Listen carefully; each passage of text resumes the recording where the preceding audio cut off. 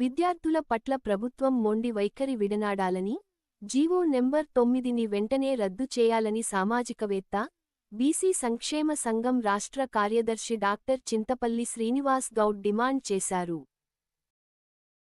రాజ్యసభ సభ్యులు ఆర్. కృష్ణయ్య పిలుపు మేరకు రాష్ట్రవ్యాప్త కళాశాలల బంద్లో భాగంగా దేవరకొండ నియోజకవర్గం, కొండమల్లేపల్లిలో జాతీయ బీసీ సంక్షేమ సంఘం ఆధ్వర్యంలో సుమారు 200 మంది విద్యార్థులతో భారీ ర్యాలీ నిర్వహించి హైదరాబాద్, నాగార్జునసాగర్ జాతీయ రహదారిని దిగ్బంధించారు.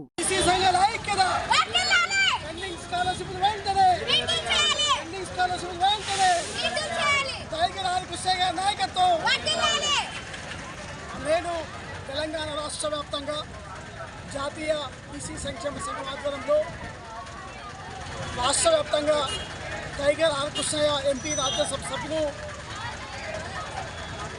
వారి పిలుపు మేరకు రాష్ట్ర వ్యాప్తంగా అన్ని కళాశాలలో బంద్ పిలుపునిస్తూ తరగతులను బహిష్కరిస్తూ మరి కొండమల్లేపల్లి సెంటర్లో జాతీయ బీసీ సంక్షేమ సంఘం ఆధ్వర్యంలో రోడ్డు దిగ్బంధం చేయడం జరిగింది. దీనికి మద్దతుగా మా జాతీయ భారతీయ జనతా పార్టీ నాయకులు ర్యాలీలో సంఘీభావం తెలుపుతూ మద్దతు తెలిపినందుకు వారికి ప్రత్యేకమైనటువంటి ధన్యవాదాలు తెలుపుతున్నాను. ముఖ్యంగా గత 4 సంవత్సరాలుగా పెండింగ్లో ఉన్నటువంటి పెండింగ్ స్కాలర్షిప్ను ఫీజు రియంబర్స్మెంట్ను తక్షణమే విడుదల చేయాలని ప్రభుత్వాన్ని డిమాండ్ చేస్తాం.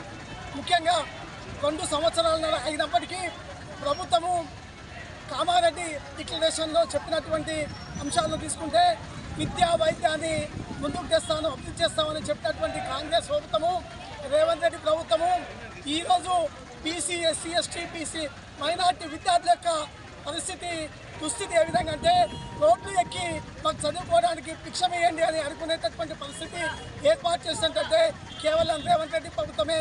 ఏ ప్రభుత్వాలు కూడా స్కాలర్షిప్ల కోసం కానీ మరి అదేవిధంగా ఫీజు రియంబర్స్మెంట్ కోసం కానీ రోడ్లెక్కి కొట్లాడేటువంటి దుస్థితి కనిపించలేదు.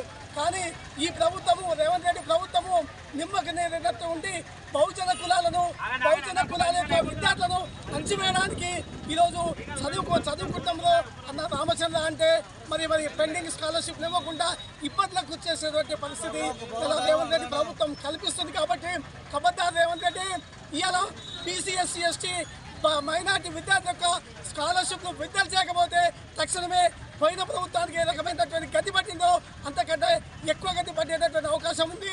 ఇలా ప్రభుత్వాలు కూల్చేసాయంటే ఇలా బహుజన విద్యార్థులే, బహుజన సంఘాలే, బహుజన కులాలే. కాబట్టి ఇవాళ ప్రభుత్వాన్ని ఖండిస్తున్నాం. కాబట్టి ఇవాళ మేము ఇక ఎంబీబీఎస్ సీట్ అడుగుతలేము, ఒక ఐఏఎస్ పోస్ట్ అడుగుతలేము, ఒక ఐపీఎస్ పోస్ట్ అడుగుతలేము, కానీ లేకపోతే 1000 కోట్ల ఫండింగ్ ఇవ్వట్లేము. కానీ కేవలం మా విద్యార్థులు చదువుకోవడానికి ఉన్నటువంటి ఫీజు రియంబర్స్మెంట్ కానీ జీవో నెంబర్ 9 తీసుకొచ్చి విద్యార్థుల పైన రెవెన్యూ రికవరీ యాక్ట్ని తీసుకొచ్చి మరి ప్రభుత్వాన్ని విద్యార్థులను అంచివేసే దిశగా ప్రభుత్వం ముందుకెళ్తుంది. కాబట్టి ఖచ్చితంగా ఇదే విధమైనటువంటి పునరావృత్తి మీరు కల్పిస్తే, ఇదే విధమైనటువంటి చర్యలకు మీరు పాల్పడితే ఖచ్చితంగా అన్ని ప్రజా సంఘాలతో కలిసి, అన్ని రాజకీయ పార్టీలతో కలిసి ప్రభుత్వాన్ని గద్దెదించే వరకు మేము పోరాటం చేస్తాము.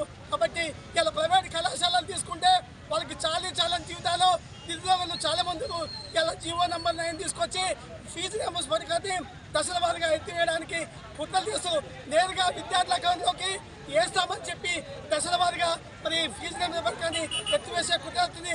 గత కాంగ్రెస్ ప్రభుత్వము రాజశేఖర రెడ్డి గారు ముఖ్యమంత్రిగా ఉన్నప్పుడు మరి పేద వర్గాల పేద విద్యార్థుల యొక్క పాలిట వరంగా మరి పేదలకు ఫీజు రియంబర్స్మెంట్ పథకాన్ని అమలు చేస్తే ఖచ్చితంగా ఇది ముందుకెళ్లే అవకాశం ఉంటుంది. కాబట్టి ఇటు విషయాన్ని గ్రహించి ఆనాడు రాజశేఖర రెడ్డి గారు మరి ఫీజు రియంబర్స్మెంట్ పథకాన్ని తీసుకొస్తే ఇవాళ 14 లక్షల మంది విద్యార్థుల యొక్క జీవనోపాధి కానీ చదువుకు దూరం చేసేటటువంటి పరిస్థితి కనిపిస్తుంది.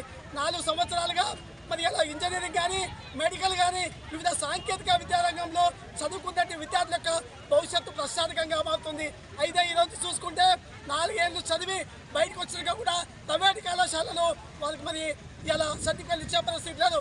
మరి ఓవర్సీస్ స్కాలర్షిప్ కూడా వచ్చే పరిస్థితి లేదు. బీసీలను వెనుకబాటు గుర్తు చేస్తారు.